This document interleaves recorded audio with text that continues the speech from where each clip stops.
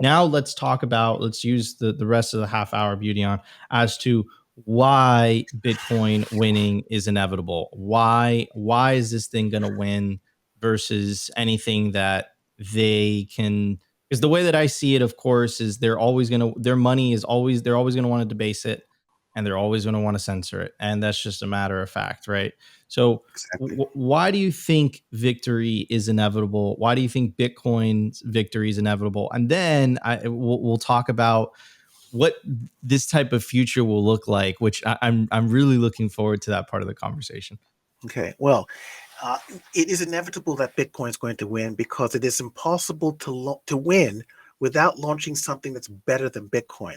Now, of course, people who know their history will say, "Well, the Macintosh was superior to Windows, and Windows won for the short term, but in the long term, the Apple has won this battle absolutely 100%."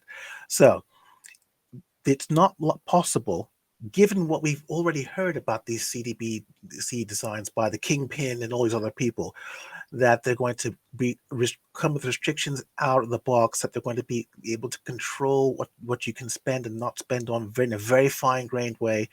Nobody with a CDBC app and wallet of Satoshi or Samurai wallet next to that app is going to pick the CDBC app. They're not going to do it because, especially people from the diasporas in the third world who want to send and receive money as they want, they're not going to accept it. And also, Bitcoin is global out of the box.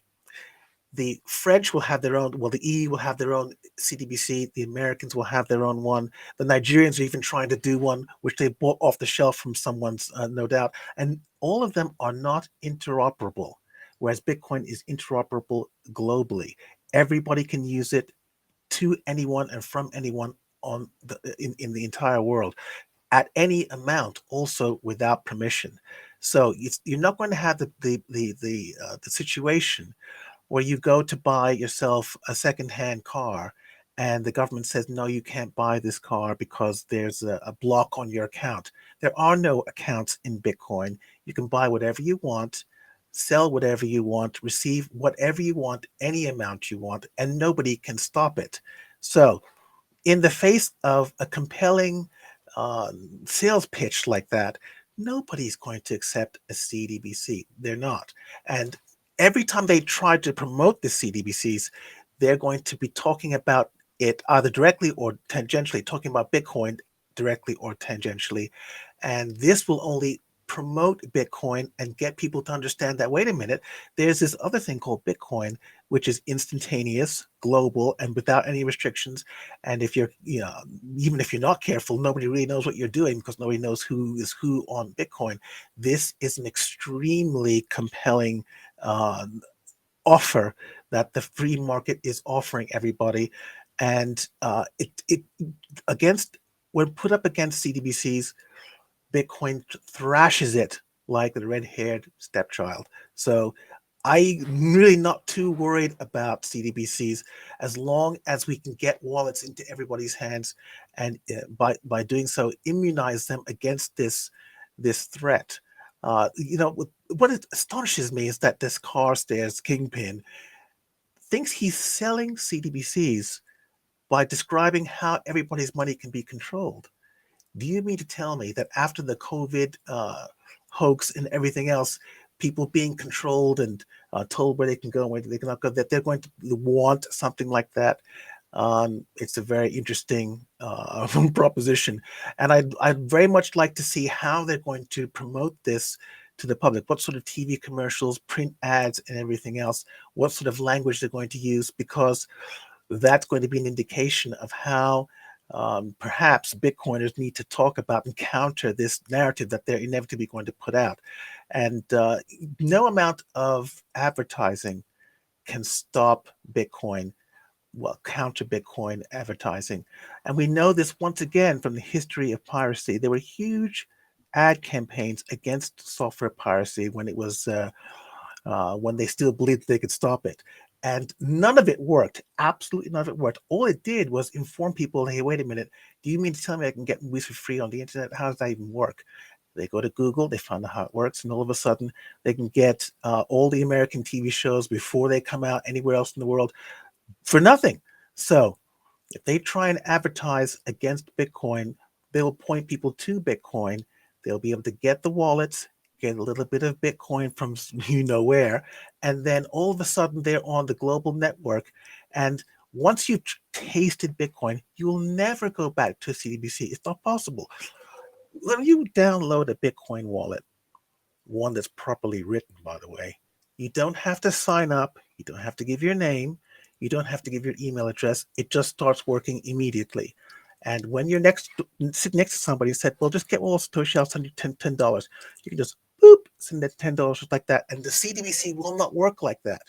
If you've got a Nigerian sitting next to a Canadian and both of them have a CDBC from the respective countries, they won't be able to send Naira to somebody who has a Canadian dollar CDBC wallet.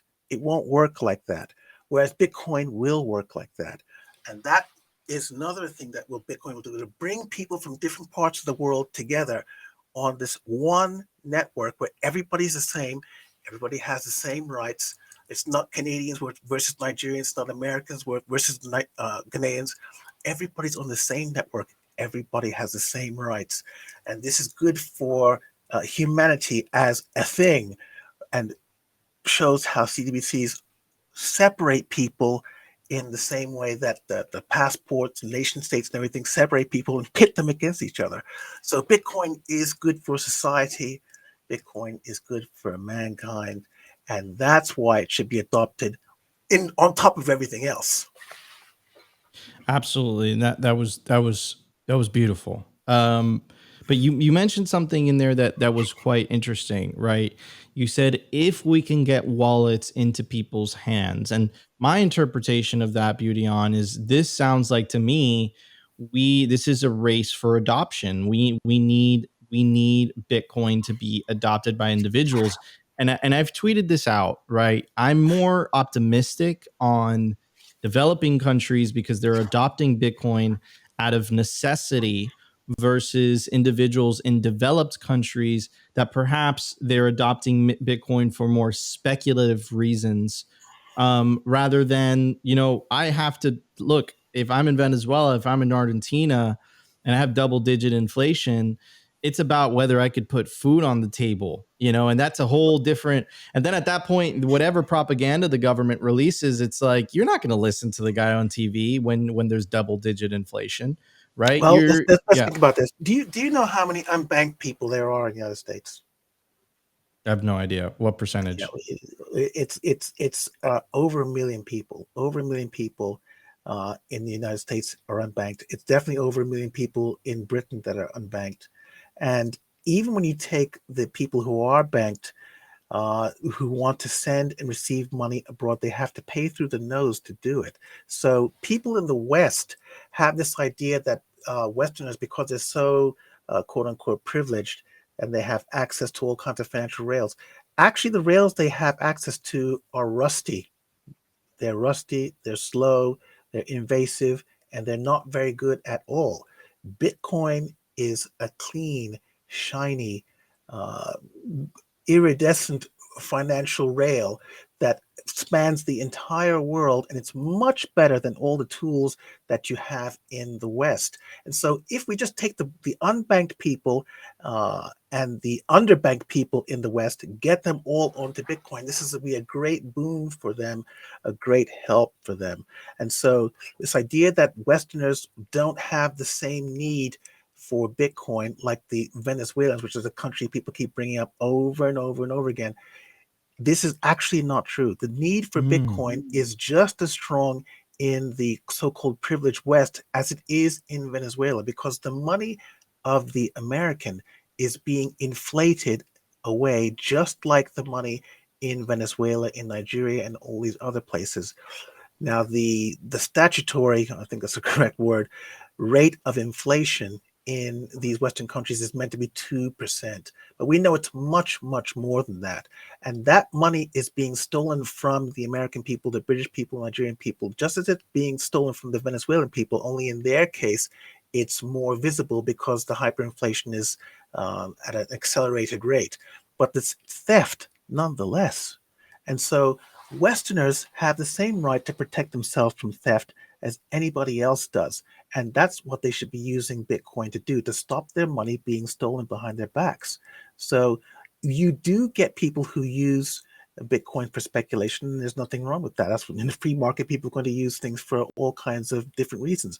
But the general population of all of these countries needs Bitcoin to have their right to keep their money uh, preserved, so that they don't get their money stolen from them behind their backs. And of course, most of these people don't even know it's happening because they don't know what fiat money is. They haven't read any Rothbard. They don't know anything about how fiat money works. They just think that's the way it is. But when Bitcoin is put into their hands, the power of money that's not being inflated away is theirs by default. And the effects of that will be felt by them as it becomes the default money of the West. And so we need to not think too much about the privileged use cases. I hate using that word, but that the privileged use cases, and that Westerners only use Bitcoin for speculation. It's not true. They need protection just like everybody else does.